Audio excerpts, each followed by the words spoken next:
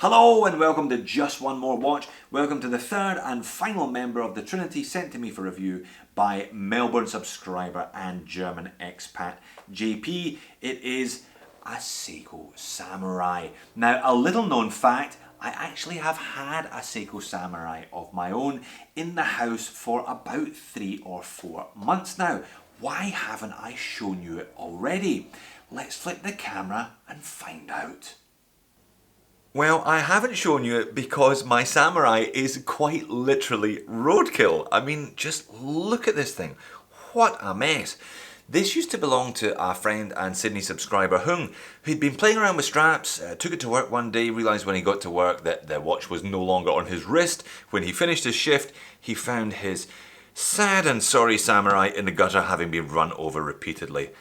We did a deal. He pretty much gave me this thing. The movement's buggered, doesn't have a second hand, the crystal was smashed, the bezel insert was mullered beyond repair. However, I don't think this one is entirely lost to the world of watches.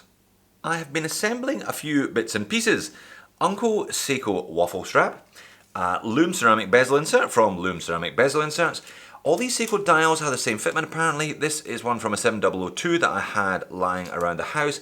I also have a Samurai neon orange handset, some gaskets on the way, and a piece of brand new Minging sapphire. The Scots in the audience are having a good laugh at that. I reckon with a bit of perseverance, I can resurrect that sorry zombie Samurai.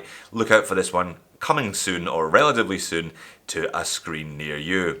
Sorry about that. That was rather disturbing, wasn't it? Quite a frightening way to start the video. Let's continue with JP's much more pleasant example. Now, this one I believe is the SRPB51 K1 model made in Malaysia. There's certainly no made in Japan on the dial. JP didn't supply it with a box. How much is one of these going to sting you then? Well, $325 US on Amazon. I'll leave a link to that one in the description of the video below. I think there's some value to be had in this Samurai today, assuming that you're okay with its not inconsiderable bulk. Now, JP seems to be a bit of a leather strap man, certainly judging by the shots on his Instagram. I'll leave a link to his Instagram in the description of the video below. So I'm going to have a look at it on the bracelet, I'll weigh it up, dimensions and specifications, etc. I'm going to do a loom shot, get this one out and about, see what it looks like on wrist, and then I'll do a bit of a strap fashion show with these two nice and natty leather numbers and this sailcloth from Monkey Swag that I have been wearing it on. So what are these slightly bulky dimensions then? Well, this is one of these slightly tricky watches to measure. Across the bezel, it is 44 millimeters in diameter. The bezel does sit proud of the case a little bit, so you could argue that it has a 42 millimeter case, but certainly it looks bigger with a 44 mil bezel. 49 mil if you take it at its widest point, right across the diameter, including the crown. Just over 30 mil thick, though again, as you can see, the bezel protrudes slightly, protecting the hard legs, which is a good thing. Lug tip to lug tip is 48 mil, just coming up on 49, though as you can see, drilled lugs, bringing those on board by a couple of mil either side. So it is a kind of wide watch, but not a particularly long watch, so it will wear well, but it does look like a big thing on your wrist. 22 millimeter lug width, tapering down to 20, back up to 22 on the clasp. This one not sized for me, this bracelet. This is a little bit large for me. I'll hold it on my wrist a little later on. Coming in at 195 grams. So certainly a big boy when compared to the SKX and even the Turtle. But the size and shape of this one is all part of the appeal. 316L stainless steel case, crown, bezel and bracelet. Nice finishing on this one, a mixture of brushed and polished surfaces, mostly brushed though, and look at those angles, look at the angles of the crown guard. Kind of sharp, angular case. I really do like this one. Definitely sitting in contrast to the much more curved surfaces that you'll find on the Seiko SKX and Turtle as mentioned. Nice, very grippy, knurled crown.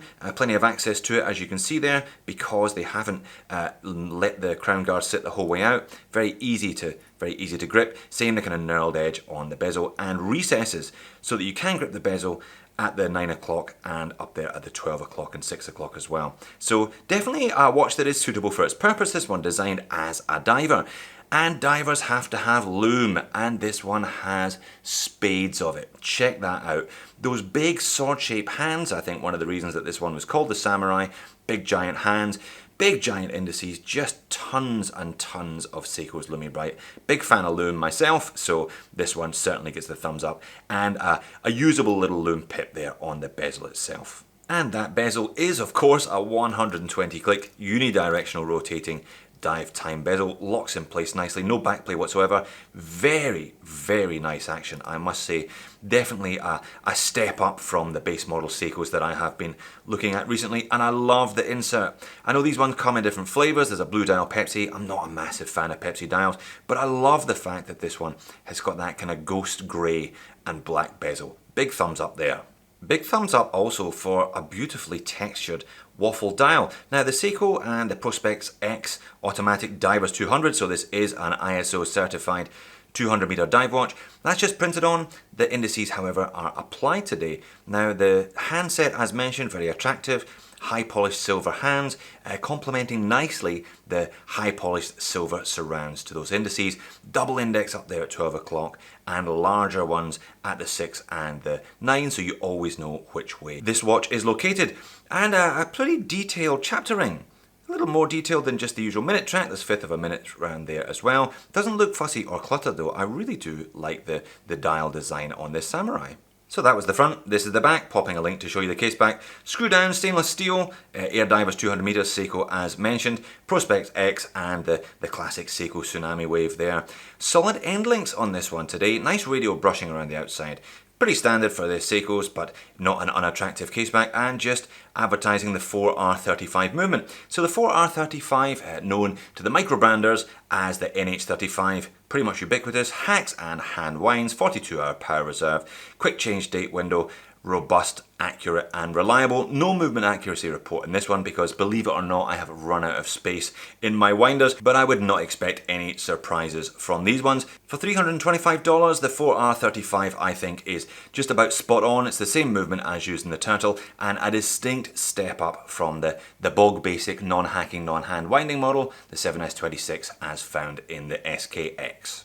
And the bracelet is actually alright. Reminds me of the one on Joel's Monsters that I looked at a couple of months ago. It's got that polished little mid-link there, but mostly brushed surfaces. Solid end links as mentioned, drilled lugs today making it easy to swap out.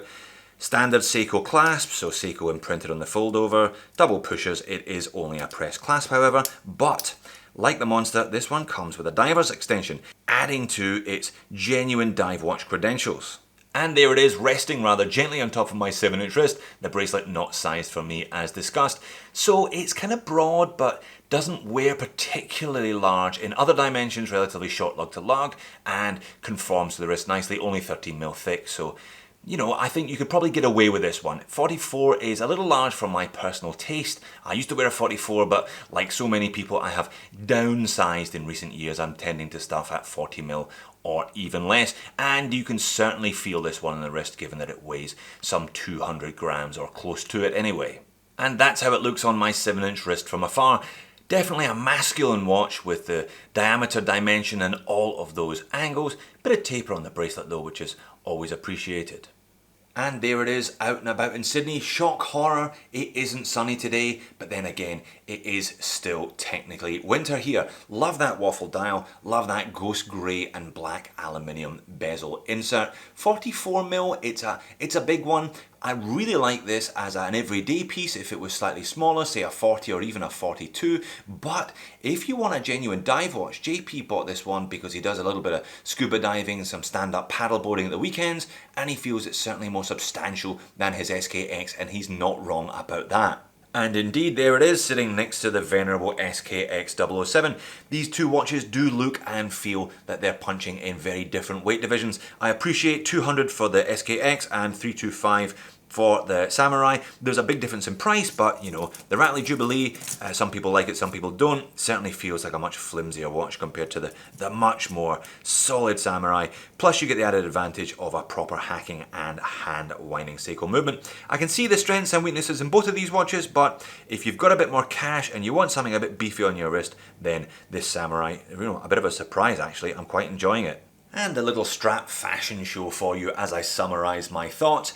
The usual kind of gripes about Seiko's: Hardlex crystal, pressed clasp. At least this one has solid end links, but it feels like a substantial watch on wrist. And I think, unlike some of the Seikos that I reviewed, I wasn't all that impressed with the monsters. I think there's some real value to be had in these Samurais. I like the black. If you want a bit more colour, there's some special editions. There's a Save the Oceans one with a gorgeous looking blue dial, and there is of course the Pepsi one as mentioned. I'd be going for the black one. Looks pretty good on those leather straps as well. Perhaps therefore I should get cracking on my own samurai restoration project, shall we say. So there you have it. Thanks again to JP for chucking me his Samurai for a couple of weeks to have a crack at this one. A little bit too big for my personal taste, but I get this watch. Very nicely done, super legible dial, and heaps of Lumi Bright, and you know I love my Lume. Thanks for watching, see you in the next video.